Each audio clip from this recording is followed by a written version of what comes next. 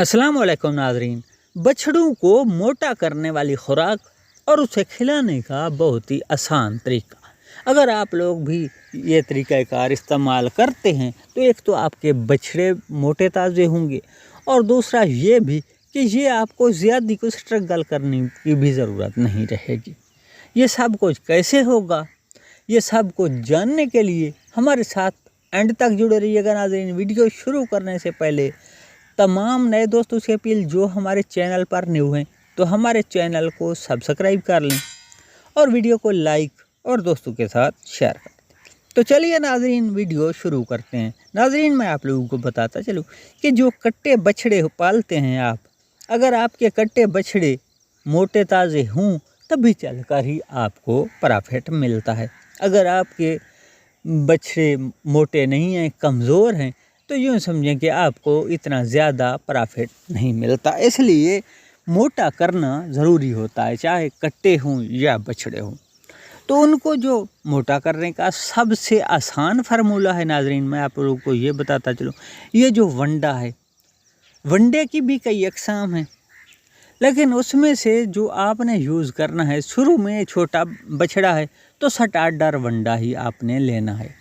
Starter वंडा आप कहेंगे तो आपको मिल जाएगा, किसी भी कंपनी का आप ले लें तो वनडे का रिज़ल्ट सेम ही होता है। अगर आप ये ले लेते हैं तो उसको खिलाने का तरीक़ाकार ये होना चाहिए कि आपने भूसा डाला है, गंदम का भूसा खुरली में, और ऊपर से आपने जो स्टार्टर वंडा है उसका छिड़काव करना है। अगर बछड़ा छोटा है, शुरू में ही आप दे रहे हैं, तो शुरू में आपने आधा किलो या एक पाइया भी आप सामने डालेंगे, जितना खा लेगा या बाद में भी वो खाता रहेगा, सामने जो उनके पड़ा रहेगा वो खाता रहेगा। लेकिन जैसे ही वो चलकर थोड़ा बड़ा होता है, फ़र्ज़ किया एक बछड़ा 3-4 माह का हो गया और वो वंडे को भी शौक़ से खाने लग गया है, तो फिर आपने शुरू करना है जो गोश्त वाला वंडा।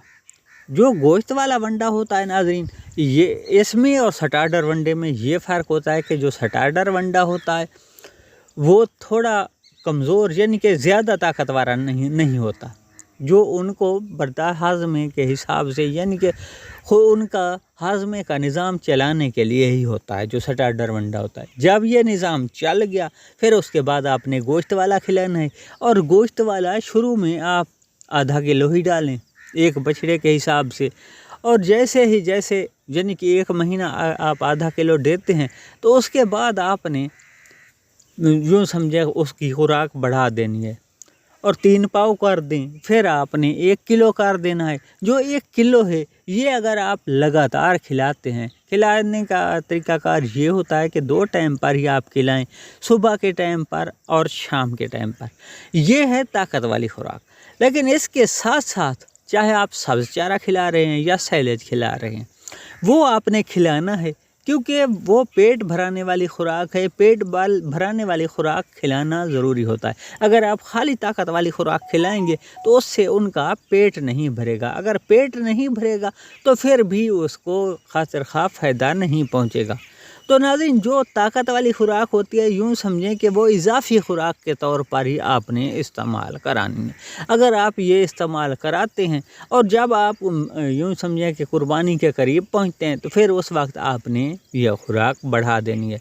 यानी कि बकरा ईद से 3 माह पहले आप खुराक बढ़ाते हैं, बेशक आप 1.5 किलो कर दें, 2 किलो कर दें, 3 किलो। ये तो कहते हैं जितना गुड़ उतना मीठा, यानी कि जितने आप खुराक खिलाते जाएंगे आपका बछड़ा उतना मोटा होता जाएगा, और जितना ही बछड़ा मोटा होगा उतना प्रॉफिट।